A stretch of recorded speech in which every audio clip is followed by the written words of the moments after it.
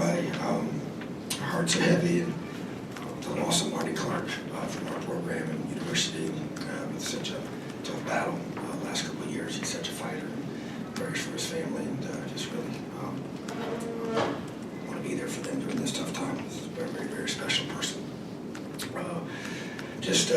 Proud of our football team to be able, you got to play two halves of football. So disappointed in our first half performance. Gave up some big plays by our defense and too many self-inflicted wounds offensively in the first half. And man, just proud of our team's fight to be able to. Really didn't have any momentum going into halftime, and the guys bowed up and showed a lot of fight to be able to shut them out in the second half and give ourselves a chance offensively to win the game. So just proud of that. Got a lot of work to do.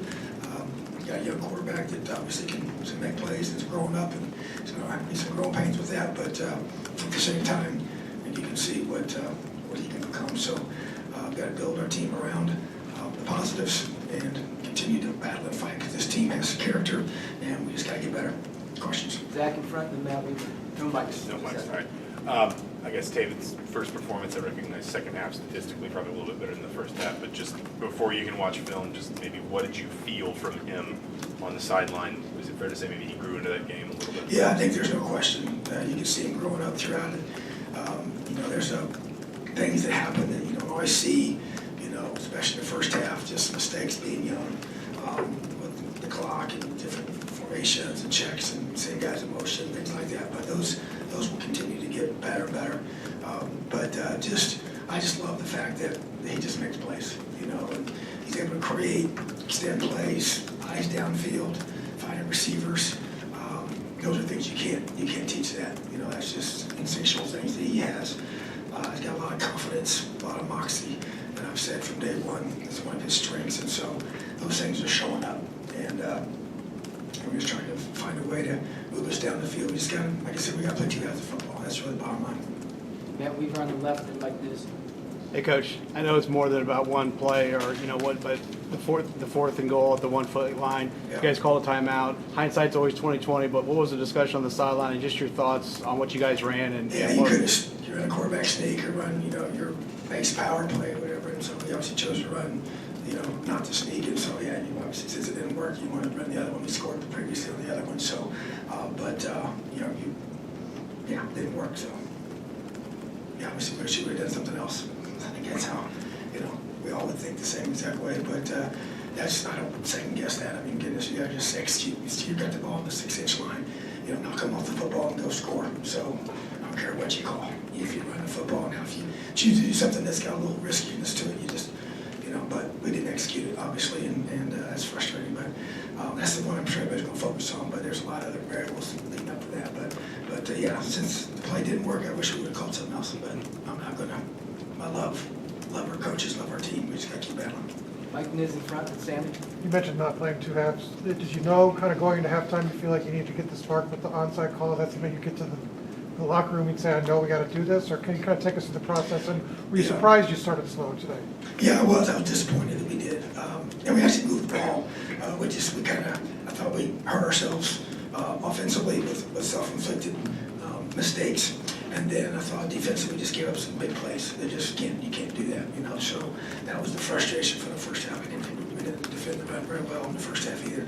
But even as the half was ending, which is why I chose to not go forward on fourth down there and just pump the ball, get out of the half, and regroup because I was planning on kicking an onside kick to start the second half. Because I knew we had to kick off, and we knew we had that. We thought we had a shot to get it if the opportunity presented itself. So that was something that we went in halftime and already made that decision with that by being in there for about 1 or 2 minutes. Was that something you had repped as cleanly in practice and felt confident about? Yeah, we actually had repped it 2 previous times that week.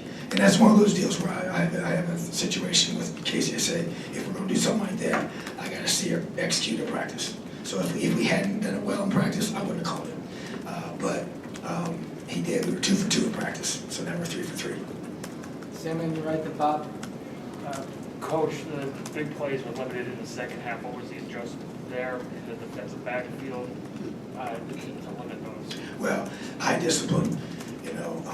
One of our young corners was was the first culprit, and I think it's just he bid on play fake, and he's playing deep third, which can't happen. So, but that's learning from his mistake in the first half was huge, and then just really emphasizing eyes. So we made some adjustments and some calls at halftime. I thought coach did a really good job at halftime, getting some good adjustments on both sides of the ball. But to me, it was more about just executing what we're doing, And if every coverage has levels to it, and if you're the guy that's supposed to be on top, then you better have that discipline, execute, or else you're going to give up those double moves or the play action passes. So, but did some things up in the front area too to help us on the run game. So I thought Coach Guerrero did a good job making adjustments as well as Coach Bell. Bob, on your right, the top. Excuse me if you've been asked this already, but what are your thoughts about the decision to cancel the rest of this series with Louisville? Well, I would just say that in the last 6 months, the Big Ten has changed a lot. And we've added 4 teams to this conference that has changed the landscape of the Big Ten. And I believe that, we have to adjust accordingly. And to me, that's just, we have to do what's best for our football program. Top and Seth. Tom, pass rush was improved in the second half. What do you think unlocked that, and what do you think had it locked in the first place? Yeah, they do a really good job of this. I was very frustrated with the lack of that being acknowledged. So we tried to just keep fighting through it. We called some more things on some second downs to give us a better chance to get a pass rush in those play action situations. But we got a really good pass rusher, number 1, and I think his jersey right now is like a red tone almost in half. So, but don't recall ever seeing anything with that. But that's a frustrating thing. But you just gotta keep playing, and I just handle that with those. But we try to do some things to do a better job of keeping edges. A couple times he rolled out and lost containment, which is just can't happen. And that last third down was just a mistake by our backside guy not containing the quarterback. If he does, it's a throwaway or a snap and get the ball back at least for a shot anyway. So, but I thought we did a better job of securing the edges in the second half. Seth, on your right, the Jack. 10 catches today for Jalen. This is really the first time, most we've really seen his impact on the receiving game in that aspect. How do you feel like he handled that today, and how can he kind of grow from this? Well, we worked hard on that this offseason for him in that role, and I just continue to see that being a focus for him to get the ball in space and to try and do a good job with that. But as with all of our guys, but you try to maximize an individual's talent and what he can do, and getting him the ball in space is important. And whether it's handed to him or throwing it to him, so he's, like I said, works really hard on that, and we're going to continue to emphasize that. Jack on your right, and Zion. Yeah, I guess it could have been easy for this game to get out of hand, but how are you able to kind of keep the guys locked in? And I guess the flip side of that, how do you get them to play like that at the start? Yeah, well, the first part, I think I said it speaks to the character of our guys. They fought, a challenge at halftime to see, we get a chance to see who we are as a football program, as a team, because every team's different. I believe in the core values of our program, but with all the new faces we have, I want to see these guys fight through adversity, fight through hard things, even if sometimes you create them yourself. But, how you respond in a game is important. And our guys bowed up and fought, so that's a good sign. And then, to me, and we had a great week of practice, expect us to play well.